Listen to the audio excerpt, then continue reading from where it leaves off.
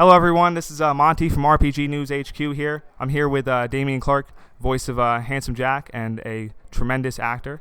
Thank you very much for doing this interview, Dameon. I appreciate it very much. My pleasure. Tremendous. That's a bit much. That's so-so actor. Yeah. No, he's no, he's very humble, but he's a tremendous actor. And that's the first question I wanted to ask you about is just voice acting in general and something the technicalities of that. Like when voicing Handsome Jack, like you change your tone of voice, quite often. Usually to mock the player or other people in the game. Was this challenging, and were you directed to do that, or was that more improvisational?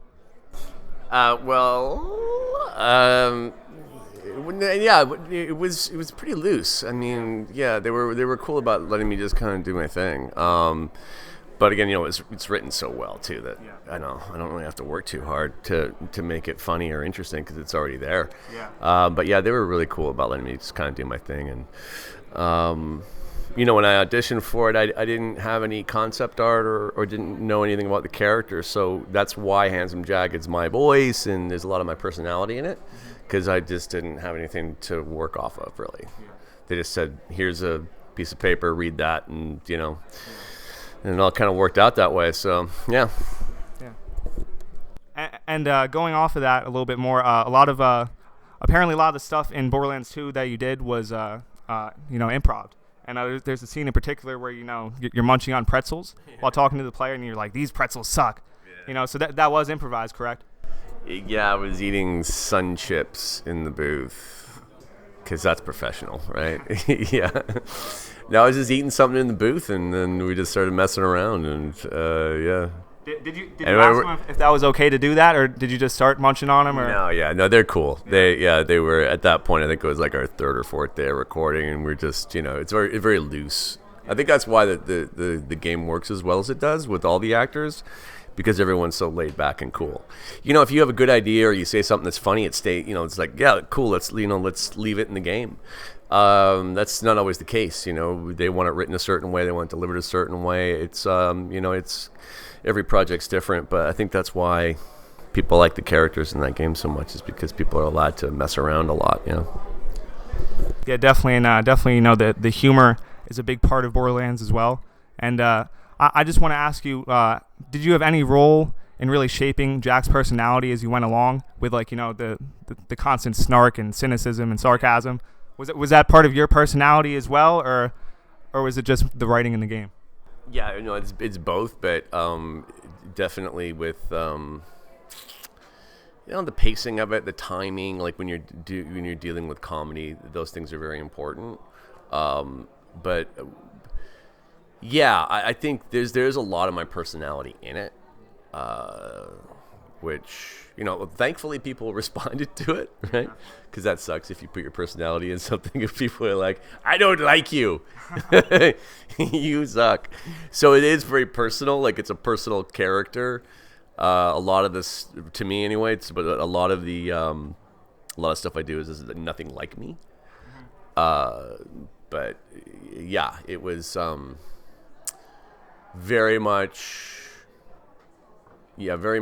By the time we figured out what we wanted to do with it, it just sort of happened organically and naturally, I think. And then, again, props to those guys for letting me do it, Yeah, that's really cool when, stuff like that can happen organically, rather than coming off, super scripted and stiff. My next question, obviously, Handsome Jack is an extremely cynical, sarcastic, and kind of psychotic antagonist in Borderlands 2, but the events of the pre-sequel... I disagree.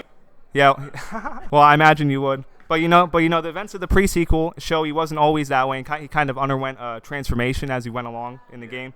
So do you believe that Jack is truly an evil person at his core, or do you think there's some gray area and maybe that he was made that way by events in his life? Well, I don't know. I mean, is it possible to have an evil baby? Yeah, would you kill baby Hitler? Right, was Hitler an evil baby? Yeah. We don't know. Yeah. Are people inherently evil? These are existential questions. Yeah. I don't know, man. Is everybody shaped by their environment? Dahmer shaped by his environment? Hitler, Manson? Or are they just coming out with a broken head? Their wirings messed up from the get-go. But I think with Handsome Jack, we showed, or at least we tried to show a glimmer of humanity in him. So I think with him, it was both. He's always been a narcissistic psycho, but, you know, there's nothing that really happened to him in the pre-sequel that would justify. Really what it was is like absolute power corrupts absolutely.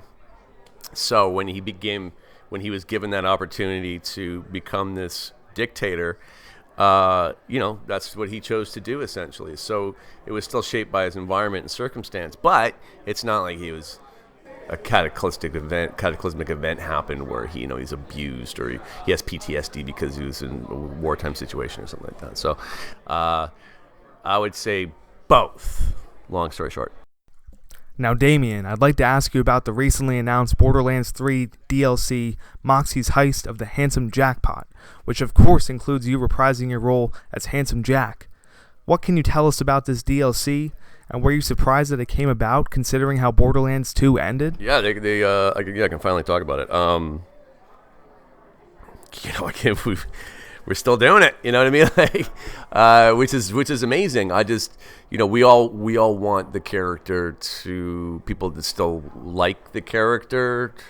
There's a danger of anything that you do too much. That expression, you know, when to walk off the stage. So I think we're all very, you know, the producer, directors, myself, very conscious of that, and don't want, because he's such an in-your-face character. You don't want to be like, oh my god, it's annoying, you know. It's like Happy Days. It's an old show, but there's an expression, jump the shark, right? They should have stopped Happy Days before Fonzie jumped the shark on his motorcycle. And I think in anything we don't want that to happen. We want people to still like Handsome Jack and the character. But for the DLC that's coming out, with that in mind, and I think we're all very happy with it. And I think it's still new and interesting because a lot of it deals with, if not all of it, the doppelganger, Timothy. So, but there is a bombshell that I'm not gonna say anything about right now that will be revealed in the DLC. That's pretty neat. Pretty nifty. So we'll see what happens with it. You know, if we do keep doing it, we want to do it right, and we want to keep it interesting and cool, and not have people just be like, oh, enough of this freaking guy already. You know? Yeah. Can you maybe give us a hint about that bombshell or anything else interesting? I want it to be a surprise, man. Okay. I don't want to say it now. Okay, yeah, for sure. And so have you played Borderlands 3 yet? And if so, okay. So then. Time. Yeah. Yeah. Sorry. Keep going. What's the question? I just wanted to ask you about the situation with David Eddings, the voice of Claptrap, and you know, the altercation he had with Randy Pitchford, and you know, that whole mess there. And if you just have any opinion on that at all. Look at you getting juicy, hey? I like it. It took a turn there. Now it's like a Wendy Williams episode. Do you know who Wendy Williams is? No. You don't watch TV? He's going with juicy gossip now. No, man, I don't know anything about it. Honestly, that's an honest answer. You know, I like David very much, and I like Randy very much. And that's not a BS answer. I'm not trying to, you know, keep everybody happy with that. But yeah, I was surprised to hear that Eddings wasn't doing it anymore. I'm bummed that they recast him. Yeah. I mean, Jim, the guy that's doing it, is cool enough. I've hung out with him a couple of times. He's a super sweet guy. But yeah, man, I don't know. I mean, I don't know. People like to talk nonsense, talk shit at cons and stuff. You know, I don't pay any attention to it. Yeah. And you know, obviously that's a tough situation. And yeah, I don't watch much. Yeah. Yeah, I don't know. Yeah. I'm not quite Wendy Williams, but you know. So you've done voice work for video games and animated shows like Dragon Ball Z, as well as acting in live-action TV shows such as How to Get Away with Murder and Prison Break. Which form of acting do you enjoy the most, and what are some of the challenges unique to voice acting in a video game? Nah, I like it all, man. That's why I do it. You know, it's all. I like to do things that are interesting that's keep my interest peaked. So with that, it's, doing stage is a very different thing to doing VO, to doing on camera. So yeah, I try to do things that challenge me and that I find, interesting. I don't really. The whole process of acting is challenging. There's not really any difference between the VO and the live on camera stuff. It all comes with its own inherent qualities and challenges. But yeah, I dig all of it. Otherwise, I wouldn't do it. And do you just think with the increasing use of motion capture technology and like facial scanning in video games, do you think the gap between acting in a TV show or a movie and a video game, do you think that bridge is starting to become closer? Well, that's interesting because I just did this mocap thing. Can't talk about that yet, but mocap's awesome because it's like an acting workshop almost, and it reminds me more of theater because there's a lot of rehearsals, which I love, and then we have time to shoot, reshoot again. We create these little haphazard environments with plywood, and so you get to use your imagination with a sparsely sketched out it's like, and that's like with theater, right? In theater, you have like a couple of props. You got a table, you got a chair, you got this and that. But a lot of it also is left up to the imagination. And with mocap, it's very much like that. So you get to work with these amazing actors, rehearse the hell out of it, and by the time you get to your 10th take or whatever, it's something that's really cool. And collaborative, depending on the director and who you're working with. But yeah, the last project I worked on was very freeing and very. I got to do stuff I ordinarily wouldn't get to do because when you're shooting a TV series, man, it's like they got to get their day, man. And if you got a huge ensemble cast like Graceland, you get maybe 1 or 2 takes and that's it, and it doesn't feel very natural and organic. But with mocap, yeah, man, we get to like really play around and discover new cool stuff. Last question. Just who's your biggest acting influence? Well, I don't really have an influence, but I have a lot, like one person, but I have a lot of aspirations. I aspire to be like, Daniel Day-Lewis, which I never would be able to achieve. That's something, or Meryl Streep. These are obvious. Well, no. I know Daniel Day-Lewis reportedly is very method, but I don't know how. Like you look at somebody like Meryl Streep is a really good example of just somebody who's a very good, I think, technical actor and somebody that she can turn it on and off, right? So she's not Julia Childs for 6 months prior to shooting. So